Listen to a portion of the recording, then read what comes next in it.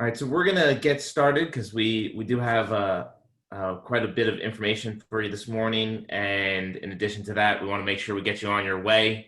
Keep to a tight schedule. I'm sure everyone is busy, so we're gonna get started. For those of you that I don't know, of course, my name's there, Adam Pearl, but I'm president and CEO of ArtPride New Jersey. We just want to really thank you for taking time this morning to be with us and to get some updates and to get some great information. Want to remind everyone, or if this is your first webinar with us, the best way to submit questions is through the questions and answers feature at the bottom. And then we also suggest keep an eye on the chat box from time to time. We might throw a piece of information in there or a URL. But don't be upset or don't be worried if you miss anything. We are recording this, and the great ArtPride staff will likely get this up on our website later today for you to go back and review. So if there's something that you missed, a statistic or a website, always there for you to go back to. So with that, I will pass it over to my esteemed colleague, Anne-Marie Miller. Go for it, Anne-Marie. Good morning. Hi, Adam. Morning, everybody. So I'll do my speed update. First of all, this is the last weekday of Arts and Education Week. So I wanted to make sure that everybody was aware. There's still time to celebrate. And if you go to artsednj.org, there's a whole host of social media templates that you can use. And also, just yesterday or the day before, the 2.0 version of ArtsEd Now was launched. And they actually have an app that you can get on Google or in your App Store, which has action alerts, including, and they pertain to arts education, but there's also an action alert with regard to the state budget that you can use. So please check it out. Leading right into that, the state budget is ready to, or scheduled to be voted upon next Friday. And so what we're doing is asking you, I couldn't find a bigger red arrow, to send you over to our action alert page and make sure that you contact your district legislators and remind them how important it is that those budget numbers stay in at the slightly higher levels, which we're excited about. But this is no time to really just relax, because it is 2020. I have to remind everybody, and anything can happen, and we need to remind them of how important those numbers are. Wanted to actually send a shout out to Sarah Scully of Hopewell Theatre. She's part of the coalition Save Our Stages that sent out a letter to Speaker Pelosi and Representative McCarthy in the House, getting the several members of the New Jersey delegation to be supportive of Save Our Stages, and also then remind everybody that the petition for Save Our Stages and the Restart Act is still up on the ArtPride page under action alerts. So it's another action alert that you can take to sign that petition, which we'll be sending over this week to our senators. The big news, there's lots of big news. Since our last webinar, the new Executive Order 183 allows performing art venues, cultural venues to open at 25% capacity or no more than 150 people. You can find all of this on the nj.gov website. And this is just, we realize that some folks have been open, some folks are not prepared yet to open, but there is this information up on the newjersey.gov website that you can refer to, at least for now, and has all the mitigation that's necessary in terms of opening. Let's see, on the federal side, understanding that things are kind of in a stalemate, although we hear rumblings of perhaps a new stimulus package. In the meantime, you can take action over at Americans for the Arts, and there's a pretty substantial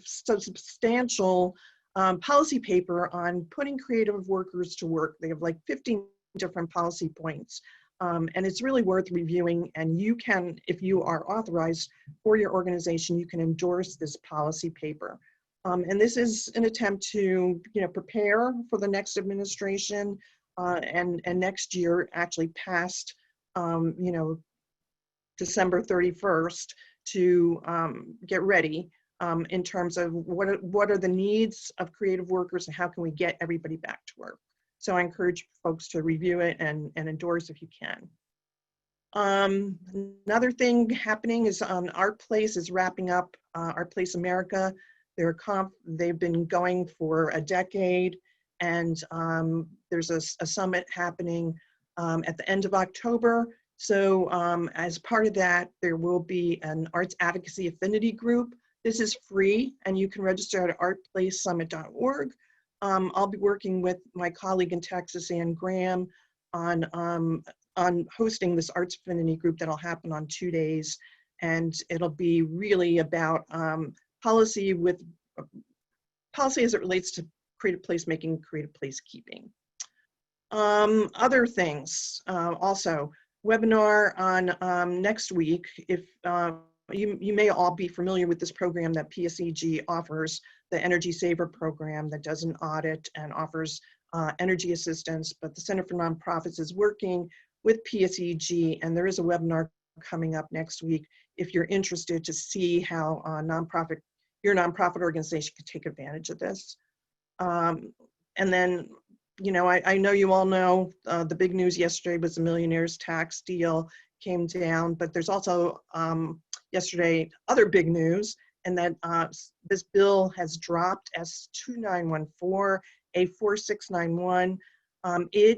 You can read it. It appropriates $10 million to the NJEDA and this is out of the CARES Act, the Coronavirus Aid Relief and Economic Security Act. So this is federal funding coming down to the state through the EDA, $10 million to help arts and cultural groups that have experienced 50% or greater reduction in revenue, not including charitable donations, in any monthly period from March 1st, 2020 to August 31st, 2020. We're going to be looking for co-sponsors. Priority right now is getting the budget passed and signed, but as soon as that's done, we'll be sending people out looking for co-sponsors for this bill, because we know all the PPE that's necessary, everything that's necessary to prepare for recovery for our arts and cultural groups. So this is thanks to Senator Gopal for taking the lead on this. Okay, moving forward. It's like we have these CARES coronavirus briefings every Monday, Wednesday, Friday that the governor does, and he always points to the Secretary of Health and says, this is the woman who needs no introduction. So I am like pointing to the man who needs no introduction, Nick Paleologos. I want to thank him for joining us today. You all know, love, remember him. He's kind of like our illustrious past leader of the State Arts Council, now executive director of the Berkshire Theatre Group. And we invited him, and he graciously accepted to talk about lessons learned during the production that's just ending, I think, this weekend of Godspell. So welcome, Nick. And why don't you take it away first and give us a little bit of information as to what, now that you're wrapping up, a lot of folks have learned about Godspell and what happened, but talk a little bit about the trials and tribulations of opening and what you've learned from there. Sure. Well, thank you, Anne Marie. It's great to see all of you guys, the ArtPride, and happy Arts Education Week to all my colleagues over at the State Arts Council office and my former bosses on the Arts Council. This is just, I miss you guys, I really do. It, for us, has been kind of a wild and crazy year, like it has for you. I'll just walk you through the TikTok timeline from the beginning, because I don't know any other way to kind of illustrate just what a roller coaster it's been. We began the year back in January, like pretty much everybody else, looking ahead to a relatively normal year. We just came off of a pretty good year last year. Last year was the first year for us at Berkshire Theatre Group of a 3-year sustainability plan that we had developed in 2018 together with the Nonprofit Finance Fund. So we had accomplished many of the things that we wanted in year one, and we were looking ahead to year two with a bunch more boxes to check. And through January and February, we were in the process of checking those boxes and planning for the upcoming season. And the last meeting that I can remember actually being in the same room with somebody else, unmasked and not socially distanced, was at the end of February, when we had our annual site visit from the Mass Cultural Council. And it was really the last time we even had a normal conversation about something that was non-COVID related. I mean, it was sort of out there, but it wasn't really dominating the landscape in a way that it would only a week or two later. For us, the world changed pretty much on March 11th, now that I think back on it, because that was the day that we decided that everybody on the staff was going to shelter at home, and we were beginning the process of canceling. And so the St. Patrick's Day performances, we had a group that was coming in from Ireland. We had to tell them, stay where you are. And for the next several weeks, through a local state of emergency declaration, and a bunch of scrambling to return ticket sales and beg our patrons to either take a credit for a future production or maybe make a donation. We really didn't know how long this was going to go, but it didn't look good. We were fortunate here in Massachusetts because our congressman for Berkshire County is Richie Neal, and he's the chair of the Ways and Means Committee. And so about a week or two after we started sheltering at home, he arranged a conference call to explain to a bunch of business leaders in Berkshire County the outlines of what was then to become the CARES Act, the first version. So it hadn't been passed, but we got a pretty good heads up on, what we could expect to be included. And it allowed us to prepare to make sure that we were, going to be ready for the application process. And within a few days of Congressman Neal's conference call, Senator Warren also had did a similar call. So by the time the payroll protection plan program was signed into law, which was on, at the end of March 27th, we were totally ready for, the application process. And so we were able to submit our PPP application on, I was up at midnight. So at 12:01, I hit send on the application for PPP. On the same day, we found out that the chairman of our board had COVID. Wow. And so, it was kind of a weird situation. He's a 60-something, very successful business guy who survived it, but it was a brutal run for him. So the virus kind of touched us personally in that way.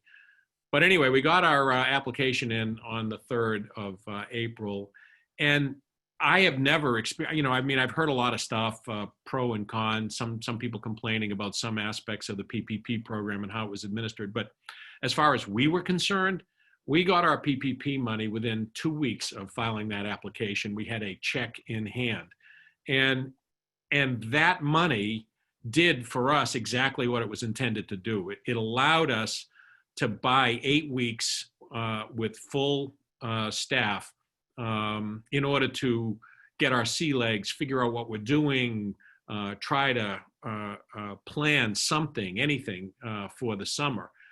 And it was right around that time, mid-April, where we were trying to predict what Governor Baker here in Massachusetts would do relative to the restrictions and whether or not they would be waived sufficiently to allow us to do really anything. Congratulations, by the way, in New Jersey on getting 25% indoors and 150 outdoors. We're still operating in Massachusetts on 25 people indoors and 50 people outdoors. Wow. So it's, and that's a whole other story, but so PPP really helped enormously. And that was one of the great positive stories about, this season for us, because we did get a lot of bad news in that same period of time. Most egregious of it was our insurer, Chubb Insurance. Our organization had business interruption insurance. We filed a business interruption claim because obviously we were under a government order to close. And our claim was denied, forcing us to join so we ultimately joined a class action suit with a bunch of other organizations, and that'll play itself out, in the courts. But I don't have high hopes for it. So by the time we got to May, we had spent the month of April trying to figure out what we wanted to do. And we made a determination relatively early on that even if the governor allowed us to do stuff inside, that we would not do that, because we felt that just with all of the uncertainty and the fact that our constituency, our patrons are on the older side, that we would do an outdoor series of performances at whatever capacity we were allowed. And so we spent a good deal of time from April until the middle of May trying to figure out, well, if we put a tent here in Pittsfield or down in Stockbridge, how many people can we get under it safely, socially distanced? Do we have sufficient controls? And so that's what we decided to do. We made a decision to go outside. So when the governor finally... I'm sorry, just who was the brainchild behind just the decision of what the programming was, and how, since you're an equity house, who is going to deal with that piece? Yeah. Well, our artistic director and CEO, Kate McGuire, who's been here for 25 years, is really, she selected the season, and she is the one who, is kind of the prime mover, the inspiration behind all this. I mean, we really wouldn't be where we are if it weren't for Kate and her persistence. And this is exactly what happened. She convened us on a fairly regular basis via Zoom, and the entire staff, which is made up of maybe 25, 28 people, convened pretty regularly, and we talked through all of these things. Kate had some very specific ideas about what she wanted to do, and then production would weigh in and marketing would weigh in, and eventually we got to a place where while we didn't know exactly what we would be doing, we did know that we were going to be outside. Now, my understanding from reading the paper, I guess, and I'll give you a chance to take a breath, was that you had already prepared for perhaps indoor moving seats and doing things like that. Is that true? Or is that fake news? No. We were preparing for it, but not in the way that, I think what you may have read is that Barrington Stage, which is right up the road from us, had actually literally gone into their theater and pulled seats out as a way of complying with what they anticipated to be the governor's restrictions. We didn't do that. What we did was, on paper, we started to look at, our 760-seat Colonial Theatre, our 300-seat Fitzpatrick, and our 135-seat Unicorn, and try and figure out within the existing seating plan how many people can we get in there with 6 feet in all directions. So we did go through that exercise, and we were literally in all of the theaters with tape measures. But then I think, well, first of all, the number of people socially distanced in the theater is so few to begin with. And then second, we were looking at some polling data that was telling us that even if our doors were open and we could let people into, say, the largest theater that we have, they wouldn't come. Was that part of Wolf Brown's study, or was that separate, or did you do your own polling? No, we did not do our own polling. We actually, my brother is just as luck would have it, heads up a survey research institute at Suffolk University. And so he had some polling data, and there was other polling data that you cited that was out there, all confirming the same thing, that the public in April or May of this year, and likely for the rest of the summer, was not going to come rushing back indoors, regardless of what the restrictions were. So, like I say, we pretty early on scrapped the notion of trying to put whatever we were going to do up indoors. Okay. So it was Kate who negotiated with Actors Equity? Yeah, it was a very interesting process, because the guy, our board member, Lee Perlman, who is also on the board of the Theater League, connected Kate to the head of Actors Equity, and a conversation began at that level about doing this. You will recall around that time there was a huge article in the New York Times in which Equity had come down pretty solidly on preventing their 51,000 members nationally from participating in any professional productions for the rest of the year. So that was where we started. And so Kate began this conversation with Mary and some folks at Actors Equity, and we were encouraged to come up with with a proposal. We called it our Manual 2020. And so we went back to the drawing board, and we came up with a manual. It was about a 30-page manual that tried to answer every question that we thought we would anticipate from them, in addition to the ones that they just laid out at the beginning, having to do with the safety of the actors, what precautions were we going to be taking in terms of both the housing, the quarantining, the testing, the way in which the production would be actually physically staged. How would that work? What were we doing relative to patrons? And so we had to go through step by step each of those issues, and and by June we had submitted this lengthy proposal to Equity, which they promptly denied. And it was a very, they had hired this consultant who had gone through in a very detailed way, point by point, every objection they had to everything that we had proposed. And so at that point, I thought, well, this is, they said no. But Kate's not one to take no for an answer. And literally within 24 hours, Alex James, our company manager, took their point by point criticism of our manual and addressed every single one of them. And to be absolutely honest, we just said yes to everything they wanted us to do, even though it made no financial sense for us. We're agreeing to test everybody in the cast. We have 10 people, 2 understudies, 3 times a week, every week, quarantining everybody ahead of time. We had the actors effectively in a bubble. We happen to have a house that's right next to the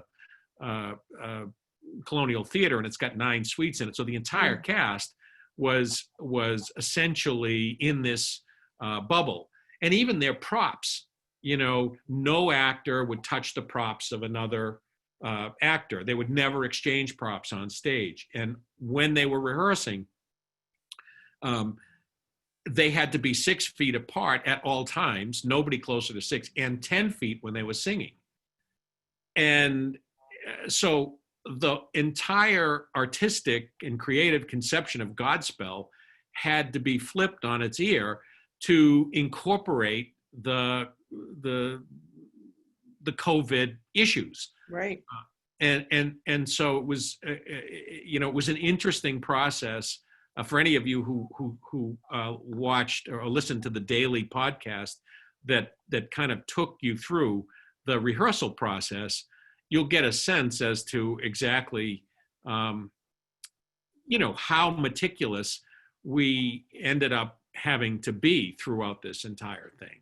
So there's a couple of things.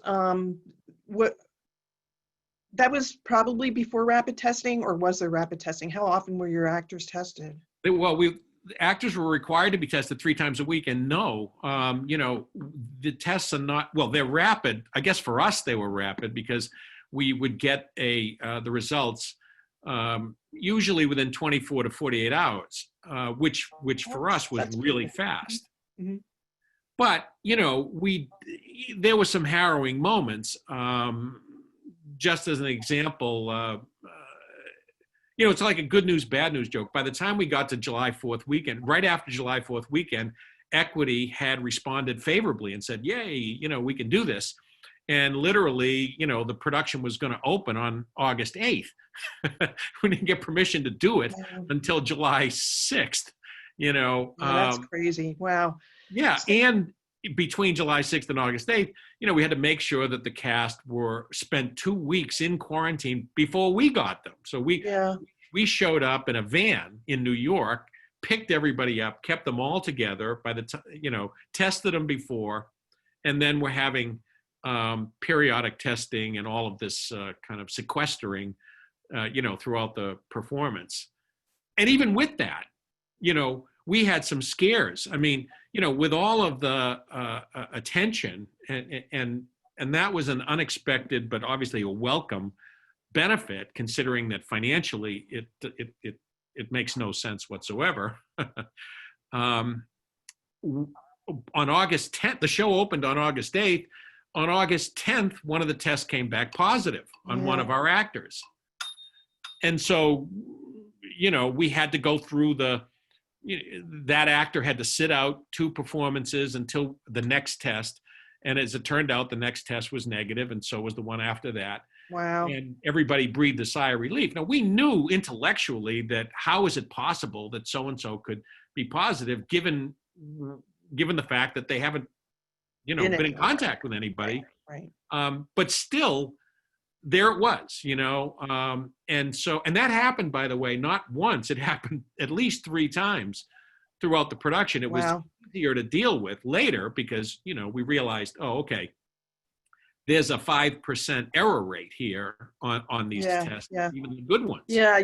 One of the questions, and I'm talking to you like I feel like I have all morning and we don't, but one of the things, besides the physical aspect of testing, I'm also wondering, did you have any like mental health resources for the actors while they were going through all this? Did they have somebody to talk to? I mean, because I can imagine just the stress part of this being really a problem. Yeah, well, it's there, but it didn't turn out to be a problem. But yes, the short answer is we're fortunate in Pittsfield is the county seat. So we have the hospital, Berkshire Medical Center is here in Pittsfield. And so we had established a sort of a special relationship with them, not just for testing, but for all kinds of services that they can provide. And they have been great. Has it really been an issue other than what you may have heard on the daily podcast where the actors themselves, get a little antsy and what are we doing? Why are we doing this? I think once the show started and they recognized that the impact and the consequential nature of the production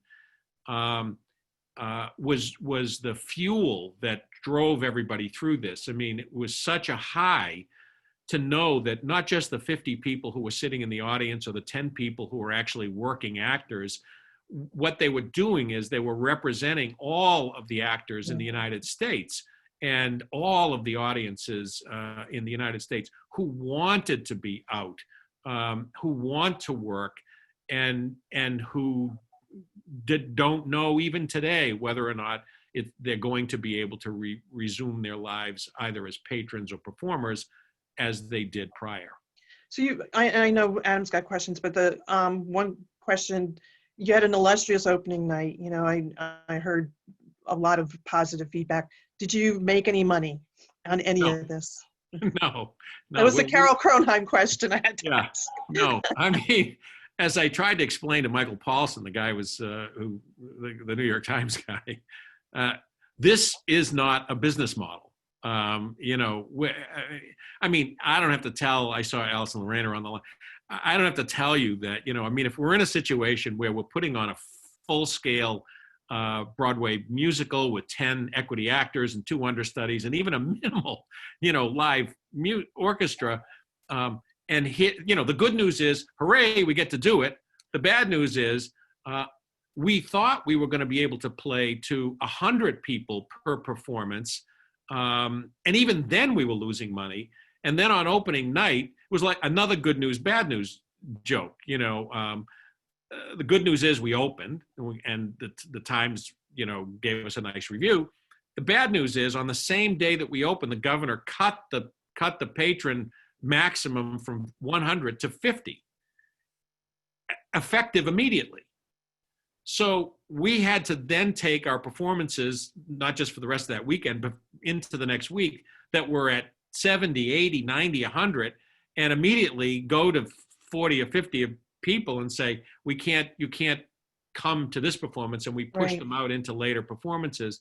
And again, you know, financially, it was not pleasant. Right. Having said that, I will say that there is a flip side to that coin. The whole point for our board, and I thank God that we have the board that we do. Our board wanted us to continue with the mission. You know, we're in a county where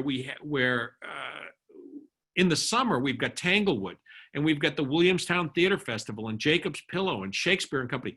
All of them closed their doors. And so our board was absolutely committed. We are not closing our doors this summer. And even Kate, you know, famously said at one of our Zoom meetings, if I have to be out in front of the Unicorn Theater outside under a tent juggling, you know, we will be performing this summer, one way or the other. And so it was kind of that spirit that came from her and our board chair that really sort of drove this thing forward. And where I was going on the finances is that sometimes you get an unexpected benefit from it. Because we pressed ahead with the mission, we got donors stepping forward that we had never known before, that we had never met before, who stepped forward and wanted to help. They saw what we were doing and they wanted to support it. And so the only way that we have been able to get through the season to this point is with a hefty lift from the Small Business Administration and our congressional delegation and the PPP and the Emergency Disaster Loan Program, and the generosity of our board and new people who were inspired by the work that was being done. So Adam has some questions, I think. So, yep, I do. There's a few questions, Nick. The first question is a really serious question from Carol Herbert, who wants to know how much you miss the Arts Council, New Jersey Arts Council members. A lot.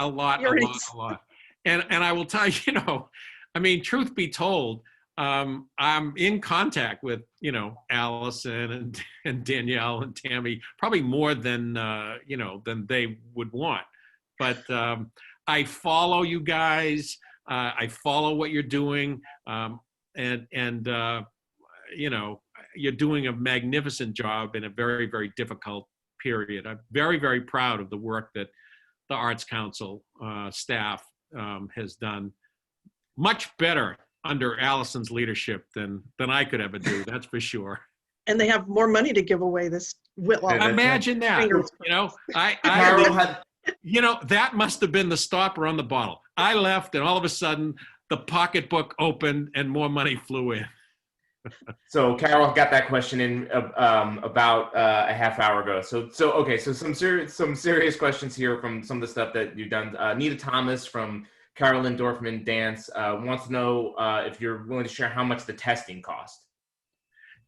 Sure. I don't know how much ultimately it's going to cost, but so far cumulatively, it's cost us about $30,000. Wow. Okay. Wow. Real. Yeah. Oof.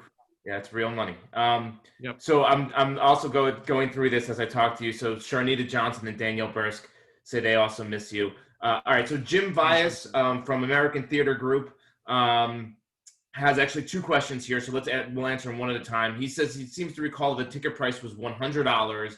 What is your normal ticket price? And did you find resistance to that price with your normal audience members? So good question, Jim, and I owe you a phone call. I know. No, we didn't have any resistance at all to the $100 ticket price, and our normal price in a summer for a full-blown musical would be about $85, $80 or $85 a ticket. We got it as high as $90 a couple of years ago because it was our 90th anniversary, but generally speaking, $85, $90. So $100 seemed, Reasonable. Yeah, reasonable. We probably could have gotten more. When we extended, Actors Equity gave us gave us an extension to this Sunday, the 20th. We did bump the ticket prices to $125, and there was no resistance to that. Jim's second question was your equity rate lower due to the lower audience members? No. Okay. But, the equity minimum is like $700 a week or $750 a week. And you can't go much lower than that. Yeah. So the questions are coming. I love the this tiny piece of sociology that we've all encountered with questions and answers. There's no questions and answers. Then one person asks, and then they come fast and furious. So Jonathan Spinner asks, as a business model, what sort of shift have you seen? You talked a little about this from the ticket sales to donations. So you've seen that shift, and you talked about that. But do you think you can make it work for another year? As part of his question. I think it's a good question. I don't know that there's a good answer for it right now.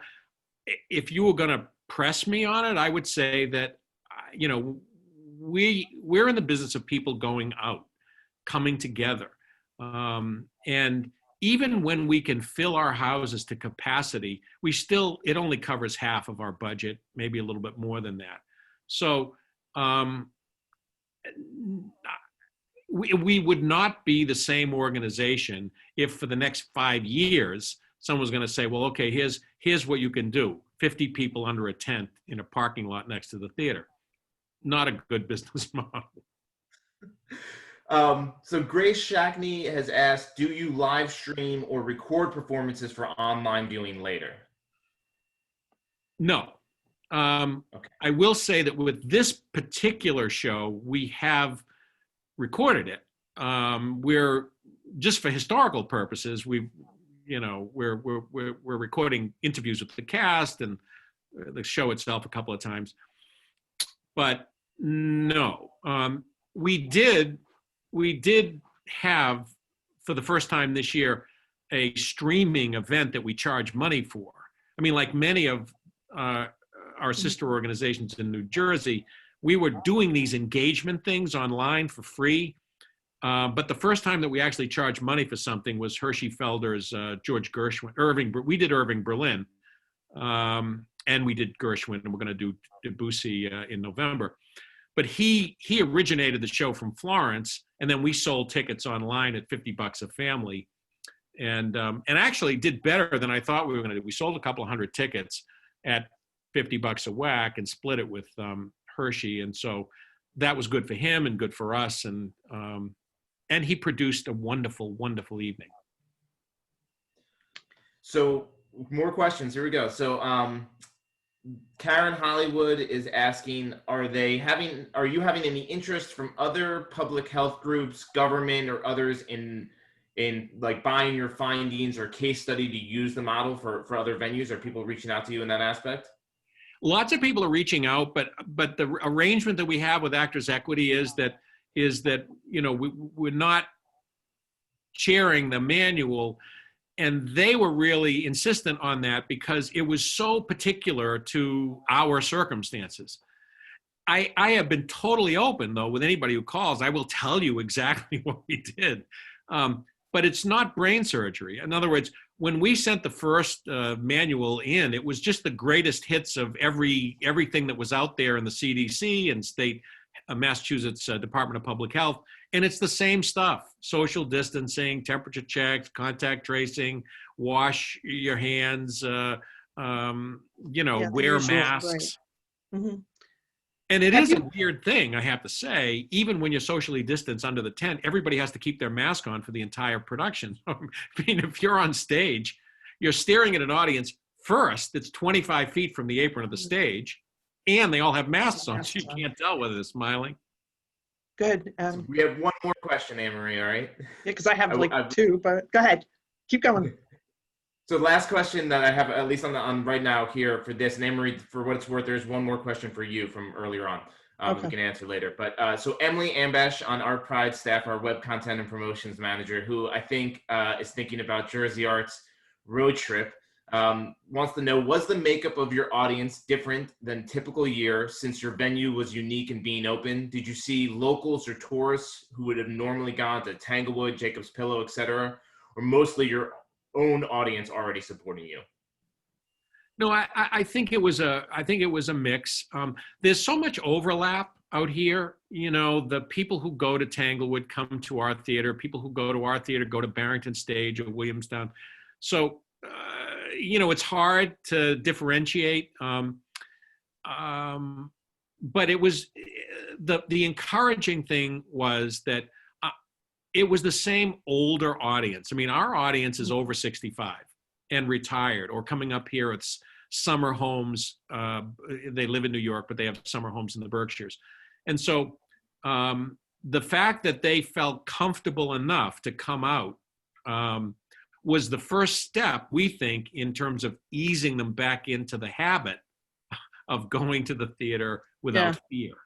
That actually was going to be my question in terms of, did you survey your audiences after? I mean, was there any communication post-production? Not in a formal way, but as everyone who does this knows, you have a house manager's report at the end of every performance, and they are interacting with the audience as they come out. So when people say things, those comments find their way into the house manager's reports, and so we do have a lot of feedback in that form. Anything else, Adam? No, the only other questions for you, Anne-Marie. Well, the data, that was the data geek in me, just wondering if you surveyed, afterwards, because I was curious. I think right now the biggest concern is audience comfort, and certainly, our audience age is similar, and I think there's a lot of concern about, how willing they are to be part of this. Well, for what it's worth, Anne-Marie, the question that was before is on this exact subject. I don't know if you were able to click over and see it, but there was an anonymous attendee who asked, is anyone going to track the progress of visitation and participation at venues and report to the rest of us? Many people I know in general, as well as who work in and otherwise support the arts, are still not comfortable even going outdoors, much less in public. So, I know that there's, national studies like the Audience Outlook Monitor, and I know we have our New Jersey Cultural Data Network, but I don't know if there's any thought right now about tracking progress of visitation and participation, but it's an interesting subject for sure. Yeah, I mean, from our perspective, we had one eye on the performance and the test results and the actors, and the other on Berkshire Medical Center's daily reports on COVID cases, new COVID cases in Berkshire County, just to make sure that there was no uptick, that anybody could then point to us and say, oh, see, there's the reason why. I should say one other thing about the indoor nature. I mean, we have one of our board members is a lawyer for the airlines, And he has been obsessed lately with this process called bipolar needlepoint ionization. And it's had some impressive results in terms of being a kind of an anti-pathogen technology for smaller spaces like a cabin of an aircraft. And they're upscaling it for places like theaters.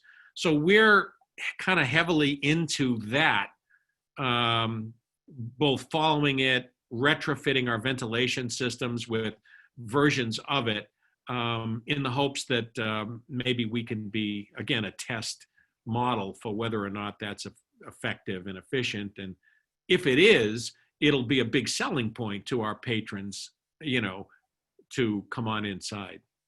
So it's time to say thank you, and we could go on all morning. I know it's feels great just being able to talk, and thank you, Nick, so much for joining us today. Great to see you guys. I love Jersey. We love you too, Nick. We miss you. Thank you so much. I'm going to try, let's see, again, this is just to catch up on what's left. Save the date, October 20th for ArtPride's annual meeting coming up. We have a great keynote speaker, which you'll hear about shortly. But in the meantime, Jersey Arts at Home is your source for everything that's going on at home. And then there's also Jersey Arts events for things that are starting to happen, you know, outside of home. And remember, Keep Jersey Arts Alive is alive on the internet as well. And all the statistics are still there helping you keep track of the impact of the arts and inform elected officials and anyone else about how important our industry is. I want to thank everybody and thank Nick again, thank Adam, Jim, behind the scenes making this happen, and thank everybody for coming this week. Happy holidays to those celebrating coming up today, and have a great weekend, everybody, and we'll see you next time.